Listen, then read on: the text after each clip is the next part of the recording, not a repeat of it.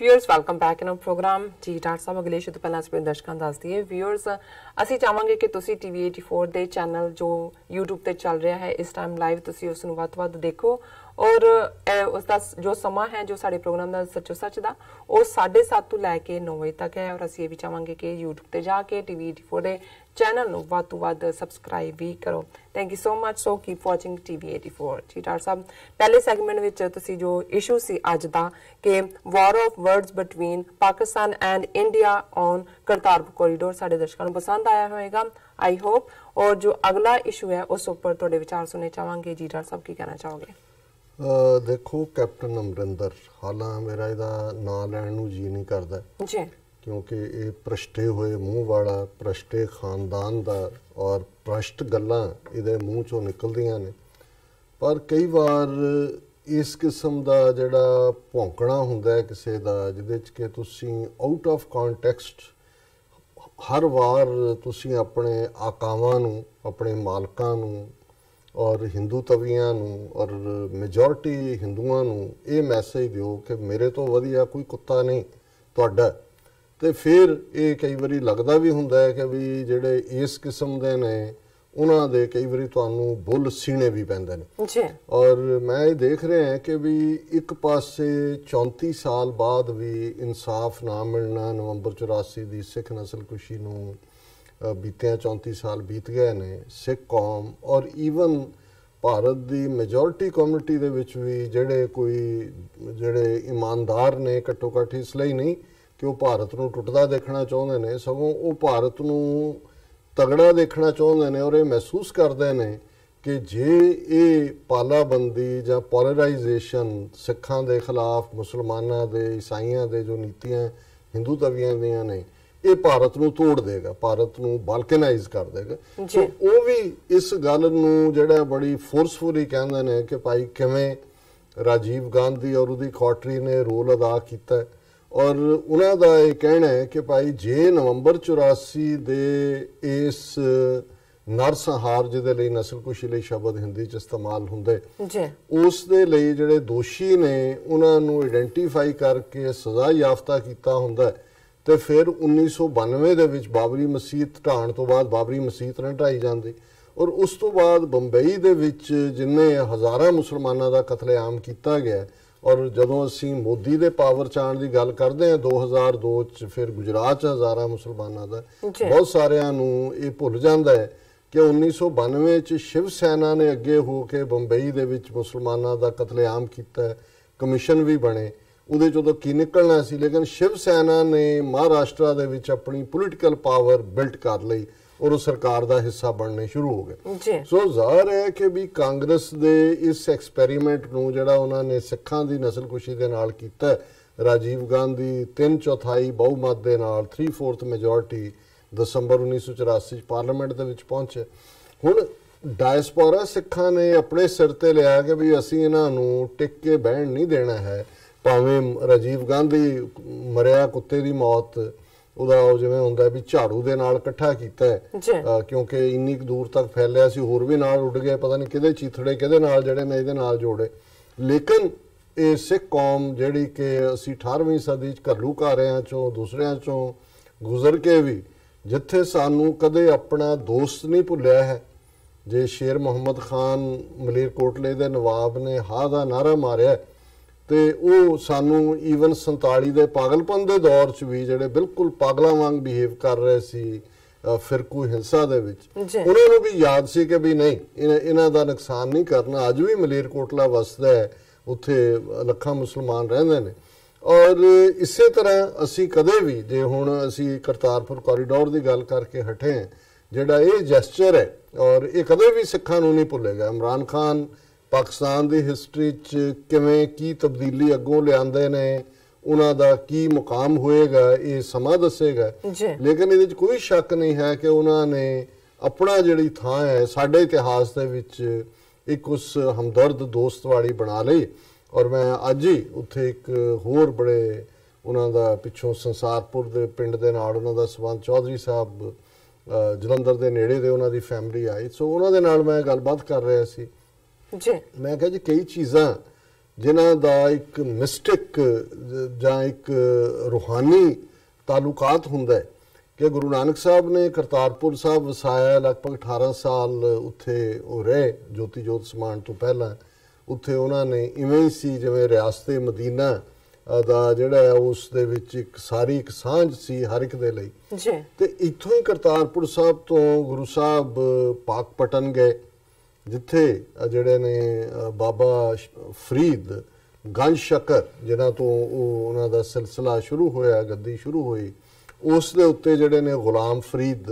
ਜਿਹੜੇ ਨੇ ਉਹ ਗੱਦੀਦਾਰ ਸਨ। ਔਰ ਕਿਉਂਕਿ ਬਾਬਾ ਫਰੀਦ ਗੰਜ ਸ਼ਕਰ ਗੁਰੂ ਨਾਨਕ ਸਾਹਿਬ ਤੋਂ ਵੀ 250-300 ਸਾਲ ਪਹਿਲਾਂ ਹੋਏ ਨੇ, ਸੋ ਉਹਨਾਂ ਦਾ ਕਲਾਮ, ਉਹਨਾਂ ਦੀ ਬਾਣੀ ਜਿਹੜੀ ਹੈ ਉਹ ਉੱਥੋਂ ਲੈ ਕੇ ਆਏ ਔਰ ਉਹ ਗੁਰੂ ਨਾਨਕ ਸਾਹਿਬ ਤੋਂ ਦੂਸਰੇ ਪਾਤਸ਼ਾਹ ਗੁਰੂ ਅੰਗਦ ਸਾਹਿਬ, ਗੁਰੂ ਅਮਰਦਾਸ ਔਰ ਪੰਜਵੇਂ ਪਾਤਸ਼ਾਹ ਨੇ ਜਦੋਂ 1604 ਦੇ ਵਿੱਚ ਗੁਰੂ ਗ੍ਰੰਥ ਸਾਹਿਬ ਜਿਹੜਾ ਕਿ ਸਿੱਖਾਂ ਦੇ ਲਈ ਇਟਰਨਲ ਗੁਰੂ ਨੇ,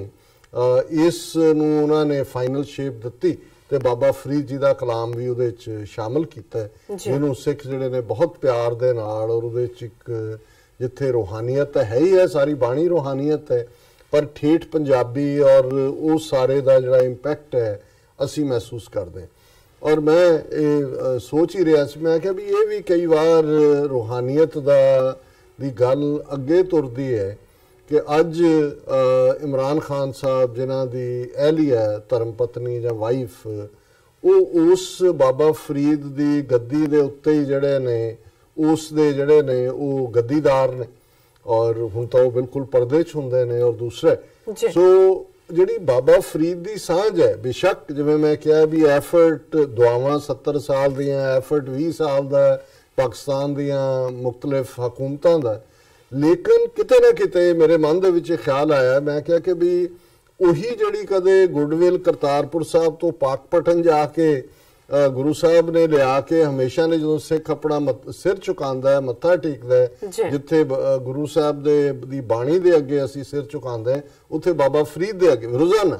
ਔਰ ਹਰ ਜਦੋਂ ਕਿ ਅਖੰਡ ਪਾਠ ਹੁੰਦਾ ਹੈ ਬਾਬਾ ਫਰੀਦ ਜੀ ਦੇ ਸ਼ਲੋਕ ਇੰਨੇ ਪਿਆਰ ਦੇ ਨਾਲ ਪੜ੍ਹੇ ਜਾਂਦੇ ਨੇ। 9ਵੇਂ ਮਹੱਲੇ ਦੇ ਸ਼ਲੋਕਾਂ ਤੋਂ ਬਾਅਦ ਜਿਹੜੇ ਗੁਰੂ ਤੇਗ ਬਹਾਦਰ ਸਾਹਿਬ ਦੇ ਨੇ, ਗੁਰੂ ਗ੍ਰੰਥ ਸਾਹਿਬ ਦੇ ਬਿਲਕੁਲ ਕਲੋਜ਼ਿੰਗ ਤੇ ਨੇ, ਉਸ ਤੋਂ ਪਹਿਲਾਂ ਥੋੜਾ ਬਾਬਾ ਫਰੀਦ ਦੇ ਸ਼ਲੋਕ, ਔਰ ਬਹੁਤ ਸਾਰਿਆਂ ਨੂੰ ਅੱਜ ਵੀ ਉਹਨਾਂ ਦਾ ਬਹੁਤ ਸਾਰਾ ਹਿੱਸਾ ਜ਼ਬਾਨੀ ਯਾਦ ਹੈ। ਸੋ ਮੈਂ ਕਿਹਾ ਵੀ ਇਹ ਵੀ ਇੱਕ ਮਿਸਟਿਕ ਕੋਈ ਨਾ ਕੋਈ ਹੈ ਕਿ ਵੀ ਸੇਵਾ ਤਾਂ ਸਾਰੇ ਕਰਦੇ ਨੇ, ਰਿਵਾਰਡ ਕਿਹਨੂੰ ਦੇਣਾ, ਅਕਾਲ ਪੁਰਖ ਨੇ ਵਡਿਆਈ ਕਿਹਨੂੰ ਦੇਣੀ ਹੈ, ਇਹ ਅਕਾਲ ਪੁਰਖ ਦੇ ਹੱਥ ਵਸ ਹੈ। ਹੁਣ ਇੱਕ ਪਾਸੇ ਤਾਂ ਇਹ ਸਾਰਾ ਪਾਰਟ ਜਿਹੜਾ ਉਹ ਉਸ ਪਾਸਿਓਂ ਗੁੱਡਵਿਲ ਆਈ, ਹੁਣ ਇੱਥੇ ਮੋਦੀ ਸਰਕਾਰ ਦੀ ਤਾਂ ਇਹ ਮਜਬੂਰੀ ਬਣ ਗਈ ਕਿ ਵੀ ਉਹਨਾਂ ਨੂੰ ਵੀ ਮੰਨਣਾ ਪਿਆ, ਔਰ 2 ਦਿਨ ਪਹਿਲਾਂ ਉਹਨਾਂ ਨੇ ਜਿਹੜਾ ਉਹਦਾ ਸੰਗੇ ਬੁਨਿਆਦ ਰੱਖਿਆ, ਪਰ ਉਹਨਾਂ ਨੇ ਆਪਣਾ ਹਿੰਦੂਤਵੀ ਭੌਂਕਾ ਕੈਪਟਨ ਅਮਰਿੰਦਰ ਇਹ ਖੜਾ ਕਰ ਦਿੱਤਾ, ਔਰ ਇਹ ਲਗਾਤਾਰਤਾ ਦੇ ਨਾਲ ਉਸ ਦਾ ਵਿਰੋਧ ਕਰ ਰਿਹਾ, ਇਕਾਨੇ ਬਹਾਨੇ ਦੂਜੇ ਪਾਸੇ। ਹੁਣ ਦੂਸਰੇ ਪਾਸੇ ਅਸੀਂ ਦੇਖਦੇ ਹਾਂ ਕਿ ਨਵੰਬਰ 84 ਦੀ ਸਿੱਖ ਨਸਲਕੁਸ਼ੀ ਨੂੰ ਲੈ ਕੇ ਡਾਇਸਪੋਰਾ ਸਿੱਖਾਂ ਨੇ ਇੱਕ ਪੂਰੀ ਮੁਹਿੰਮ ਵਿੱਢੀ, ਉਹਦੇ 'ਚ ਕਿਵੇਂ ਓਨਟਾਰੀਓ ਸਟੇਟ ਲੈਜਿਸਲੇਟਿਵ ਅਸੈਂਬਲੀ ਨੇ ਪਾਸ ਕੀਤਾ ਕਿ ਜੈਨੋਸਾਈਡ ਹੈ, ਇਹਦੀ ਅਕਾਊਂਟੇਬਿਲਟੀ ਹੋਏ, ਕਨੈਟੀਕਟ ਸਟੇਟ ਨੇ ਕੀਤਾ, ਪੈਨਸਿਲਵੇਨੀਆ ਸਟੇਟ ਅਸੈਂਬਲੀ ਨੇ ਕੀਤਾ, ਔਰ ਦਰਜਨਾਂ ਸ਼ਹਿਰਾਂ ਦੇ ਵਿੱਚ ਇਹ ਹੋਇਆ। ਔਰ ਉਸ ਦੇ ਨਤੀਜੇ ਵਜੋਂ ਭਾਰਤੀ ਏਜੰਸੀਆਂ ਘਬਰਾਈਆਂ ਕਿ ਵੀ ਇਹ ਡਾਇਸਪੋਰਾ ਸਿੱਖਾਂ ਦੇ ਹੱਥ 'ਚ ਬੜਾ ਇੱਕ ਜੈਨੂਇਨ ਗੱਲ ਆਈ ਹੈ ਜਿਹਨੂੰ ਕੋਈ ਡਿਨਾਈ ਨਹੀਂ ਕਰ ਸਕਦਾ। ਇੱਥੇ ਵੀ ਜਦੋਂ ਤੁਸੀਂ ਫੈਕਟ ਸਾਹਮਣੇ ਰੱਖਦੇ ਹੋ, ਕੋਈ ਵੀ ਨੋ ਮੈਟਰ ਕਿ ਕਿਸੇ ਦੀ ਐਲੀਜੈਂਸ ਕਿਸ ਪਾਰਟੀ ਨਾਲ ਹੈ, ਉਹਨਾਂ ਨੂੰ ਲੱਗਦਾ ਹੈ ਕਿ ਵੀ ਧੱਕਾ ਹੋਇਆ। ਸੋ ਸੱਜਣ ਕੁਮਾਰ ਦੀ ਪਰਸੀਕਿਊਸ਼ਨ ਜਿਹੜੀ ਜੋ ਉਹਨੇ ਕੀਤਾ 34 ਸਾਲ ਬਾਅਦ, ਉਸ ਨੂੰ ਉਮਰ ਕੈਦ ਸੁਣਾਈ ਹਾਈ ਕੋਰਟ ਨੇ। ਅਜੇ ਉਹਨੇ ਸਰੈਂਡਰ ਨਹੀਂ ਕੀਤਾ ਹੋਇਆ ਜੀ 31 ਦਸੰਬਰ ਨੂੰ ਕਰੇਗਾ ਨਹੀਂ ਕਰੇਗਾ,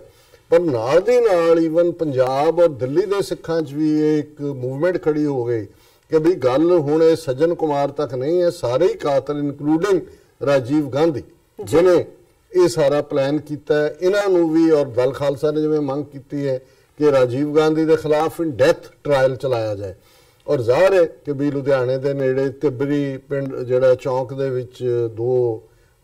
ਸਿੱਖ ਨੌਜਵਾਨਾਂ ਨੇ ਇਹਦਾ ਜਿਹੜਾ ਉਹ ਬੁੱਤ ਸੀ ਉਸ ਨੂੰ ਉਹਨਾਂ ਨੇ ਕਾਲਕ ਮਲੀ, ਉਹਦੇ ਹੱਥਾਂ ਦੇ ਖੂਨ। ਔਰ ਦਿੱਲੀ ਦੇ ਵਿੱਚ ਜਿਹੜਾ ਰਾਜੀਵ ਚੌਂਕ ਦੇ ਨਾਂ ਥੱਲੇ ਉਹਦਾ ਮੀਲ ਪੱਥਰ ਲੱਗਾ ਹੋਇਆ ਸੀ ਉਸ ਚੌਂਕ ਦੇ, ਉਹਨੂੰ ਦਿੱਲੀ 'ਚ ਜਿਹੜੇ ਨਵੰਬਰ 84 ਦੀ ਨਸਲਕੁਸ਼ੀ ਦਾ ਸ਼ਿਕਾਰ ਨੇ ਉਹਨਾਂ ਦੇ ਅੱਗੋਂ ਪਰਿਵਾਰਜਨ, ਉਹਨਾਂ ਨੇ ਆ ਕੇ ਉਸ ਦੇ ਉੱਤੇ ਵੀ ਕਾਲਖ ਬਲੀ ਔਰ ਉਹਨਾਂ ਨੇ ਮੰਗ ਕੀਤੀ ਕਿ ਵੀ ਇਹਨੂੰ ਹਟਾਓ ਇਸ ਚੌਂਕ ਦਾ ਨਾਮ ਵੀ। ਹੁਣ ਜ਼ਾਹਰਾ ਤੌਰ ਤੇ ਇਹ ਕੋਈ ਕਮਿਊਨਲ ਇਸ਼ੂ ਨਹੀਂ ਹੈ, ਕੋਈ ਹਿੰਦੂ ਸਿੱਖ ਇਸ਼ੂ ਨਹੀਂ ਹੈ। ਬੀਜੇਪੀ ਜਿਹਦੀ ਹਕੂਮਤ ਹੈ ਜਾਂ ਬੀਜੇਪੀ ਈਵਨ ਪੰਜਾਬ ਹਮੇਸ਼ਾ ਜਿਹੜਾ ਪੰਜਾਬ ਦੇ ਵਿੱਚ ਫਿਰਕਾ ਪ੍ਰਸਤ ਇਸ਼ੂ ਤਾਂ ਬਣਾਉਂਦੇ ਰਹੀ, ਭਾਰਤੀ ਜਨਸੰਘ ਸੀ ਜਾਂ ਬੀਜੇਪੀ ਸੀ, ਉਹਨਾਂ ਨੇ ਪੰਜਾਬੀ ਸੂਬਾ ਨੂੰ ਵੀ ਫਿਰਕਾ ਪ੍ਰਸਤ ਇਸ਼ੂ ਬਣਾਇਆ। ਪਰ ਇਸ ਮੁੱਦੇ ਦੇ ਉੱਤੇ ਤਾਂ ਈਵਨ ਬੀਜੇਪੀ ਵੀ ਨਾਲ ਹੈ, ਉਹ ਵੀ ਕਿਉਂਕਿ ਉਹਨਾਂ ਨੂੰ ਵੀ ਸੂਟ ਕਰਦਾ 2019 ਦੀਆਂ ਚੋਣਾਂ ਲਈ ਵੀ। ਔਰ ਕਾਂਗਰਸ ਔਰ ਰਾਹੁਲ ਗਾਂਧੀ ਔਰ ਸਾਰੀ ਗਾਂਧੀ ਫੈਮਿਲੀ ਜਿਹੜੀ ਹੈ, ਜਾਲੀ ਗਾਂਧੀ ਉਹ ਤਾਂ ਨਹਿਰੂ ਗੰਗੂ ਬਾਮਣ ਦੀ ਔਲਾਦ, ਇਹ ਸਾਰੇ ਟਾਰਗੇਟ ਹੋ ਰਹੇ ਨੇ, ਨਿਸ਼ਾਨੇ ਤੇ ਆ ਰਹੇ ਨੇ। ਔਰ ਹੁਣ ਇਹ ਜਿਹੜੀ ਇੱਕ ਮੂਵਮੈਂਟ ਹੈ ਕਿ ਵੀ ਇਹ ਗਾਂਧੀ ਫੈਮਿਲੀ ਇਸ ਲਈ ਆਨਸਰੇਬਲ ਹੈ ਔਰ ਰਾਹੁਲ ਗਾਂਧੀ ਜਿਹੜਾ ਹੈ ਇਹ ਵੀ ਉਹਦੇ ਲਈ ਬਰਾਬਰ ਦਾ ਜ਼ਿੰਮੇਵਾਰ ਹੈ, ਕਿਉਂਕਿ ਜੋ ਇਹਦੇ ਪਿਓ ਨੇ ਕੀਤਾ ਹੈ ਔਰ ਅੱਜ ਇਹਨੇ ਵੀ ਉਹਦੇ ਆਪਣੇ ਜਿਹੜੇ ਪਿਓ ਦੇ ਨਾਲ ਕਾਤਲ ਸੀ ਜੇ ਕਮਲਨਾਥ ਨੂੰ ਚੀਫ ਮਿਨਿਸਟਰ ਬਣਾਇਆ ਜਿਹੜਾ ਮੱਧ ਪ੍ਰਦੇਸ਼ ਦਾ, ਇਹਦੇ ਕੋਲ ਚੋਇਸ ਸੀ, ਦੂਸਰੇ ਵੀ ਉੱਥੇ ਜਿਹੜੇ ਨੇ ਉਮੀਦਵਾਰ ਸੀ, ਦਿਗਵਿਜੇ ਵੀ ਸੀ, ਹੋਰ ਵੀ ਸੀ ਜਿਹੜਾ ਸੀਨੀਅਰ। ਲੇਕਿਨ ਇਹਨੂੰ ਬਣਾਉਣ ਦਾ ਮਤਲਬ ਹੈ ਕਿ ਵੀ ਪੁੱਤਰ ਵੀ ਉਸੇ ਲਾਈਨ ਦੇ ਉੱਤੇ ਹੈ ਕਿ ਜਿਹੜਾ ਉਹਦਾ ਪਿਓ ਜਿਹਨੇ ਇਹ ਸਾਰੀ ਨਸਲਕੁਸ਼ੀ ਕੀਤੀ। ਲੇਕਿਨ ਬਜਾਏ ਇਸ ਦੇ ਕਿ ਅਮਰਿੰਦਰ ਸਿੰਘ ਆਪਣੀ ਜ਼ਬਾਨ ਹੀ ਬੰਦ ਰੱਖਦਾ ਹੈ, ਹੁਣ ਉਹ ਇਸ ਇਸ਼ੂ ਨੂੰ ਵੀ ਜਿਹੜਾ ਹੈ ਉਹ ਕਮਿਊਨਲ ਇਸ਼ੂ ਬਣਾ ਰਿਹਾ ਹੈ, ਹਿੰਦੂ ਸਿੱਖ ਇਸ਼ੂ ਬਣਾ ਰਿਹਾ ਹੈ ਔਰ ਇਹ ਕਹਿ ਰਿਹਾ ਹੈ won't tolerate attempts to create rift between communities, ਕਿ ਅਸੀਂ ਫਿਰਕਿਆਂ ਦੇ ਵਿੱਚ, ਦੋ ਕੌਮਾਂ ਦੇ ਵਿੱਚ ਜਿਹੜਾ ਹੈ ਉਹ ਕੋਈ ਵੀ ਰਿਫਟ ਆਪਸੀ ਟਕਰਾ ਨਹੀਂ ਹੋਣ ਦੇਵਾਂਗੇ। ਜੀ ਸਿੱਖ ਧਰਮ ਜਿਹੜਾ ਉਹ ਤਾਂ ਕਮਿਊਨਲ ਹਾਰਮੋਨੀ ਸਿਖਾਉਂਦਾ ਹੈ ਔਰ ਸਾਹਿਬਜ਼ਾਦਿਆਂ ਮਾਤਾ ਜੀ ਦੀ ਸ਼ਹਾਦਤ ਜਿਹੜੀ ਹੈ ਉਹਨਾਂ ਨੇ for the peace they laid their lives will be sustained at all cost. ਉਹ ਸਾਹਿਬਜ਼ਾਦਿਆਂ ਦੀ ਸ਼ਹਾਦਤ ਮਾਤਾ ਗੁਜਰੀ ਦੀ ਉਹਦਾ ਤੇ ਜਵਾਬ ਸਿੱਖਾਂ ਨੇ ਦਿੱਤਾ ਸੀ ਪੋਲੀਟੀਕਲ ਪਾਵਰ ਐਸਟੈਬਲਿਸ਼ ਕਰਕੇ। ਜੋ ਨਵੰਬਰ 84 ਦੀ ਨਸਲਕੁਸ਼ੀ ਹੈ ਉਹਦਾ ਅਸਲੀ ਜਵਾਬ ਤਾਂ ਖਾਲਿਸਤਾਨ ਦੀ ਕਾਇਮੀ ਨਾਲ ਹੈ। ਪਰ ਜਿਵੇਂ ਇਹਨੇ ਇਸ ਸਾਰੇ ਨੂੰ ਕਮਿਊਨਲ ਇਸ਼ੂ ਬਣਾਉਣ ਦੀ ਕੋਸ਼ਿਸ਼ ਕੀਤੀ ਔਰ ਉਹਦੇ ਚ ਉਹ ਕਹਿ ਰਿਹਾ ਕਿ ਵੀ ਈਵਨ ਉਹ ਡਿਫੈਂਡ ਕਰਨ ਤੱਕ ਜਾਂਦਾ ਹੈ। The Congress leader alleged that Shomani Akali Dal was making frustrated attempts to spread communal hatred by fanning the flames of 1984 anti-Sikh riots and dragging the name of the Gandhi family। ਕਿ ਜੀ ਇਹ ਤੁਸੀਂ ਰਾਜੀਵ ਗਾਂਧੀ ਦੀ family ਨੂੰ ਇਹਦੇ ਚ ਕਿਉਂ ਘੜੀਸ ਰਹੇ ਔਰ ਇਹ ਤੁਸੀਂ ਫਿਰਕੂ ਹੁਣ ਜਸਟਿਸ ਮੰਗਣਾ ਜਾਂ ਕਾਤਲ ਨੂੰ ਐਕਸਪੋਜ਼ ਕਰਨਾ ਜਾਂ ਨਸਲਕੁਸ਼ੀ ਕਰਨ ਵਾਲੇ ਦੇ ਬੁੱਤ ਦਾ ਮੂੰਹ ਕਾਲਾ ਕਰਨਾ, ਇਹ ਜੇ ਕਮਿਊਨਲ ਜਿਹੜੀ ਹੈ ਉਹ ਟੈਨਸ਼ਨ ਪੈਦਾ ਕਰਨ ਲਈ ਹੈ ਜਾਂ ਇਹ ਉਹਨਾਂ ਦੀ ਫੈਮਿਲੀ ਨੂੰ, ਤਾਂ ਫਿਰ ਗੁਨਾਹਗਾਰ ਕੌਣ ਹੈ ਤੇ ਕਿਹਨੂੰ ਸਜ਼ਾ ਦਿੱਤੀ ਜਾਣੀ ਚਾਹੀਦੀ ਹੈ। ਫਿਰ ਇਹ ਜਿਹੜਾ ਹੈਗਾ ਉਹਨੂੰ ਇਹ ਕਹਿ ਰਿਹਾ ਜੀ ਕਿ ਇਹ ਬਿਲਕੁਲ ਟੋਲਰੇਟ ਨਹੀਂ ਹੋਏਗਾ। ਸੋ ਅਸੀਂ ਸਮਝਦੇ ਹਾਂ ਕਿ ਵੀ ਇਹ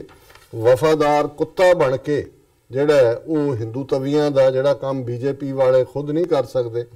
ਉਹਨਾਂ ਨੂੰ ਜਿਹੜਾ ਉਹ ਸੈਂਟਰ 'ਚ ਬੈਠੇ ਨੇ ਉਹ ਦੇਖ ਰਹੇ ਨੇ ਕਿ ਵੀ ਸਿੱਖਾਂ ਦੀ ਹੁਣ ਅੱਖ ਹੈ ਕਿ ਵੀ ਅਸੀਂ ਕੀ ਕਰ ਰਹੇ ਹਾਂ। ਸੋ ਇਹ ਜਿਵੇਂ ਮੈਂ ਕਹਿੰਦਾ ਵੀ ਆਲੇ ਤੋਂ ਅਮਰਿੰਦਰ ਤੱਕ ਬਿਲਕੁਲ ਇਹਨੇ ਤਾਂ ਆਪਣੇ ਪੁਰਖਿਆਂ ਉਹ ਆਲਾ ਹੋਏ, ਉਹ ਭੂਪਾ ਹੋਏ, ਉਹ ਦਾਦਾ ਇਹਦਾ ਉਹ ਯਾਦਵਿੰਦਰ ਹੋਏ, ਉਹਨਾਂ ਸਾਰਿਆਂ ਨੂੰ ਵੀ ਪਿੱਛੇ ਛੱਡ ਕੇ ਇਹਨੇ ਜਿਹੜਾ ਉਹ ਆਪਣਾ ਗੱਦਾਰੀਆਂ ਦਾ ਔਰ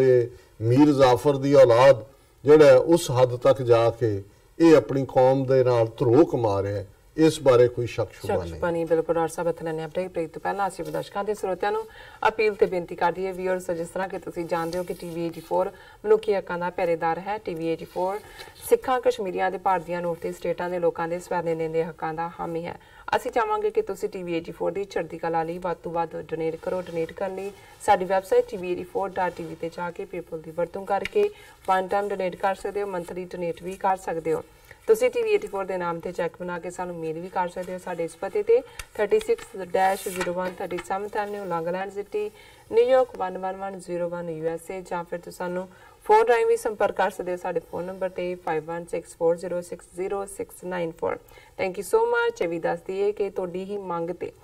ਜੋ ਸਾਡੇ ਪ੍ਰੋਗਰਾਮ ਦਾ ਸਮਾਂ ਹੈ ਉਹ 7:30 ਤੋਂ ਲੈ ਕੇ 9 ਵਜੇ ਤੱਕ ਕਰ ਦਿੱਤਾ ਗਿਆ ਹੈ ਔਰ ਤੁਸੀਂ ਪ੍ਰੋਗਰਾਮ ਸੱਚੋ ਸੱਚ ਨੂੰ YouTube ਤੇ ਜਾ ਕੇ ਜੋ ਟੀਵੀ 84 ਦਾ ਚੈਨਲ ਹੈ ਉਸ ਤੇ ਇਸ ਨੂੰ ਦੇਖ ਸਕਦੇ ਹੋ। ਆਪਣੇ ਤੁਸੀਂ ਕਮੈਂਟ ਵੀ ਸਾਨੂੰ ਭੇਜ ਸਕਦੇ ਹੋ ਔਰ ਇਸ ਨੂੰ ਸਬਸਕ੍ਰਾਈਬ ਵੀ ਕਰਨਾ ਨਹੀਂ ਭੁੱਲਣਾ। ਔਰ ਸਾਡੇ ਤਿੰਨੋਂ ਜੋ ਪ੍ਰੋਗਰਾਮ ਨੇ ਇਸ ਦੇ ਉੱਪਰ ਚੱਲਦੇ ਆ ਉਹਨਾਂ ਦਾ ਸਮਾਂ ਹੈ 7:30 ਤੋਂ ਲੈ ਕੇ 10 ਵਜੇ ਤੱਕ। ਸੋ ਕੀਪ ਵਾਚਿੰਗ ਟੀਵੀ 84। ਮਿਲਦੇ ਹਾਂ ਛੋਟੇ ਜਿਹੇ ਵਕਫੇ ਤੋਂ ਬਾਅਦ।